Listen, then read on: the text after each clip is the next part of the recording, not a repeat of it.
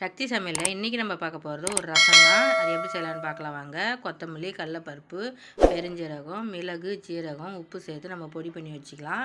இப்போ ஒரு பாத்திரத்தில் புளி கரைச்சி வச்சுருக்கேன். அது கூடவே 2 தக்காளி பழம், 2 ஸ்பூன் நம்ம அரைச்ச பொடி சேர்த்து, மஞ்சத்தூள், பூண்டு தட்டி வச்ச பூண்டு, 2 பச்சை மிளகாய் சேர்த்துக்கலாம். இப்போ ஒரு கடாயில் எண்ணெய் ஊற்றி நம்ம தாளிப்பு போட்டுக்கலாம்.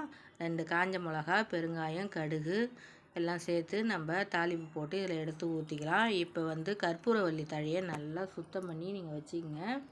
அது உடம்புக்கு ரொம்ப ரொம்ப நல்லது, சளியும் நல்லது. இந்த ரசத்தில் போடும்போது வாசனையும் சூப்பராக இருக்கும், சாப்பிட்றதுக்கும் டேஸ்ட்டு நல்லாயிருக்கும். நீங்கள் குழந்தைங்கள்லாம் கொடுக்கலாம், இப்படி கொடுத்துக்கலாம். வாரத்துக்கு 2 நாளைக்கு நீங்கள் வச்சுக்கோங்க, சூப்பரான டேஸ்ட்டில் இருக்கும்.